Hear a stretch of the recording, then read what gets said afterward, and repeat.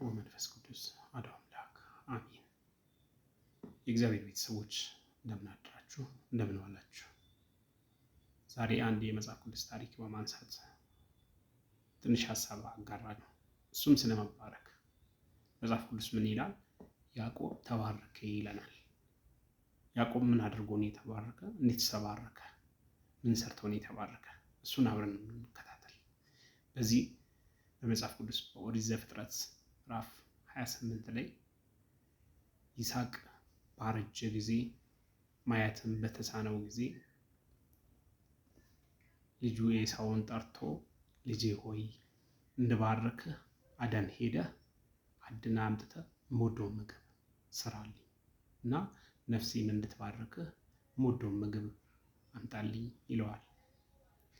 በዚህን ጊዜ እናቱ ርብቃ ትሰማለች። መባረክ ያለበት ያዕቆብ ነው ትልና ልክ ኤሳው ወደ አደን ሲወጣ ያዕቆብን ትጠራውና ልጄ ሆይ እንዲህ ሲባባሉ ሰምቻለሁና አባትህ ለኤሳው እንዲህ ብሎታልና አንተ ሄደህ ጠቦት በጎችን 2 በጎች ይዘህልኝ ና፣ አባትህ የሚወደውን ምግብ ሰርቼ አንተ እንድትባረክ አደርጋለሁ ትለዋለች። ይህ እንዴት ሊሆን ይችላል? አባቴ ይህን ባወቀ ጊዜ መጥፎ ነገር ይሆንብኛል ይላታል። በእኔ ይሁንብህ፣ ሂድ አምጣ ትለዋለች። እሱም እሺ ይላል። አንዳንዴ እሺ ማለት ከብዙ ነገር ያስመልጠናል።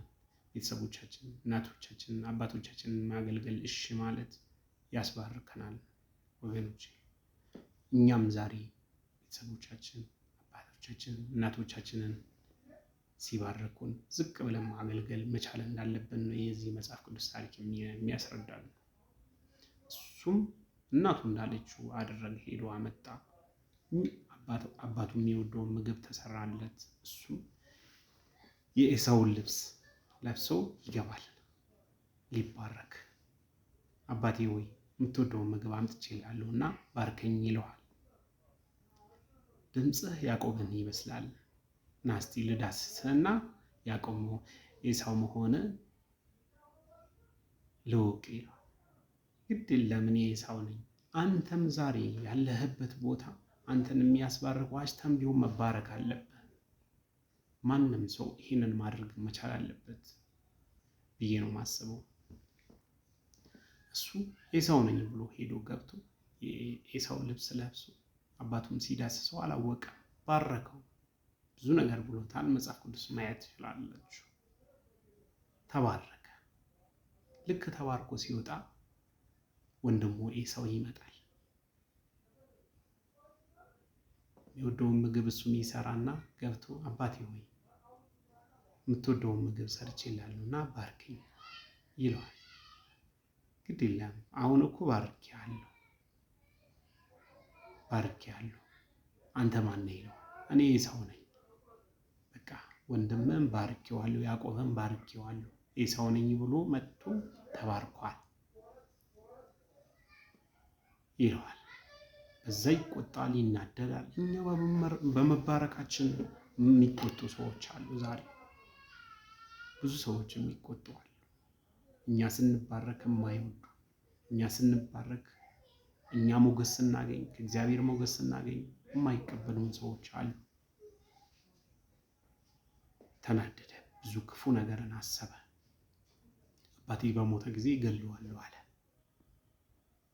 እናቱም አለችው ሂድ ልጄ፣ እዚህ ሆነ ከምትሞት ወደ አጎት ቤት ወደ ወንድሜ ሂድ፣ ወደ ላባ ቤት ሂድ ትለዋለች። እሱም የእናቱን ምክር ሰማ። ተነስቶ ወደ ላባ ቤት ይሄዳል። መንገድ ላይ እግዚአብሔር ተገልጦለት ባረከው። በላባ ቤት ገባ። አገልጋይ ሆኖስ እያለ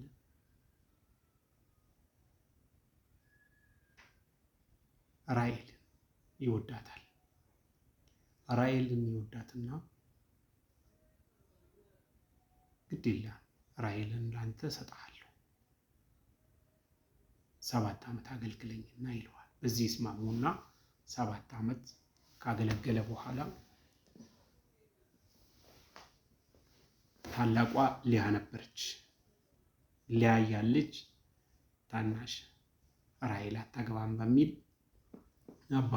አባቷ ተነስቶ ሊያን አለባብሷት እንዲገናኙ አብሮ ካደሩ በኋላ ጠዋት ያውቃታል።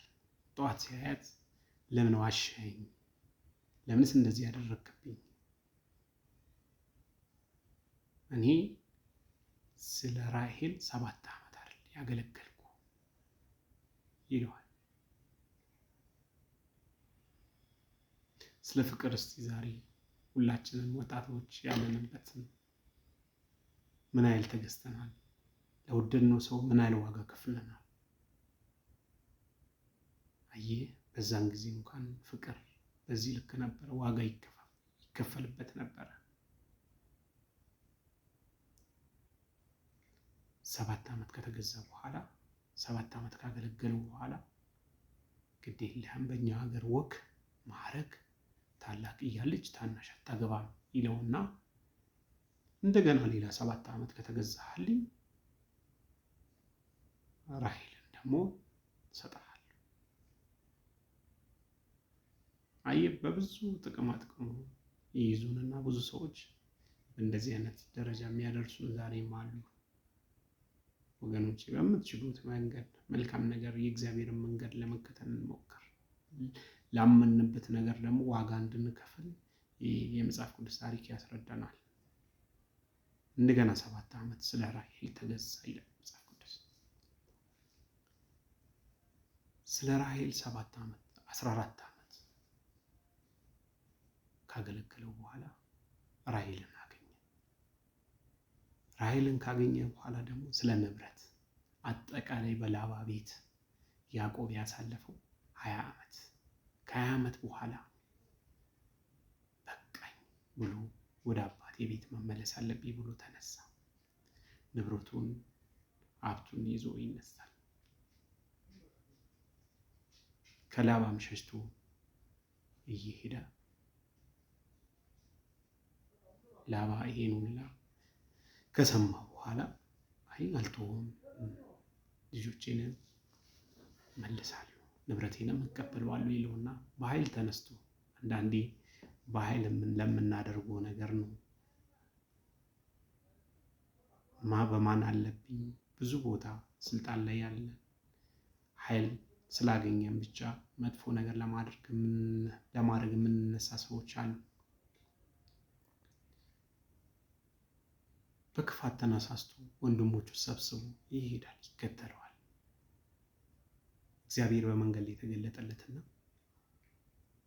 በያዕቆብ ላይ መጥፎ ነገር ለማድረግ እንዳትሞክር፣ እግዚአብሔር እንደዚህ ነው። ብዙ ክፉ ነገር ያደረጉብን ሰዎች አሉ፣ በቤተሰብ ውስጥ፣ በስራ ቦታ፣ በብዙ ቦታ። እግዚአብሔር ግን አንድ ቀን ይበቀልልናል። እግዚአብሔር በቃችሁ ይላችኋል አንድ ቀን። እግዚአብሔር ሲናገር ላይደገም ነው ያ ነገር በቃ የሚሄደው። ግድ የለም ተስፋ እንቁረጥ፣ ግድ የለም ስሙን እንያዝ። እግዚአብሔር በፈቀደው መንገድ እንባረክ። አየህ፣ ተባርኮ ነው አይመጣ ሰው። ያዕቆብ ተባርኳል። መጀመሪያው በአባቱ ዝቅ ብሎ ተባርኳል። በአባቶቻችን በእናቶቻችን ዝቅ ብለን መባረክ ያስፈልገናል፣ ይህንን መንገድ ለማለፍ። ያዕቆብ የተባረከ ሰው ነው፣ ምንም አይደርስበትም። እኔ እናንተም ዛሬ ዝቅ ብለን አባቶቻችንን ማክበር ያስፈልገናል። በየመንገድ ስናገኝ ልናከብራችሁ ይገባል። በታክሲ ውስጥ ስናገኛቸው ልናከብራችሁ ይገባል። ትልልቅ ሲመርቁም ሲረግሙም ይደርሳል። ይህን አታም ኢትዮጵያ ዛሬ ብዙ ደረጃ እየደረሰ ነው ያለ። በያዕቆብ ላይ ክፉ ነገር እንዳታደርጋሉ አስጠነቀቀው። ካስጠነቀቀው በኋላ ከደረሰ ከ7 ቀን በኋላ ደረሰ። ያዕቆብ አገኘው። እንደምን እንደ ሌባ አስተነስተህ ለምን ትሄዳለህ? ለምንድን ነው እኔን ያላስፈቀድከኝ? አይ የምትከለክለኝ መሰለኝ። የምትከለክለኝ ስለመሰለኝ ነው ይህን ያደረግኩት ይለዋል። ምን ልላችሁ ነው ይህን ታሪክ ያነሳውላችሁ?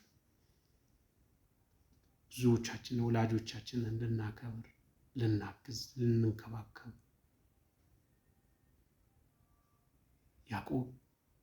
እንደ ያዕቆብ መባረክ ያስፈልጋል። ብዙ ታሪክ አለ በያዕቆብ ታሪክ ውስጥ ያላነሳውላችሁ። ለሚቀጥለው ይህን የመሰሉና ስለ መላእክት በሚል ደግሞ ሌላ ሀሳብ ይዤላችሁ እመጣለሁ። አመሰግናለሁ።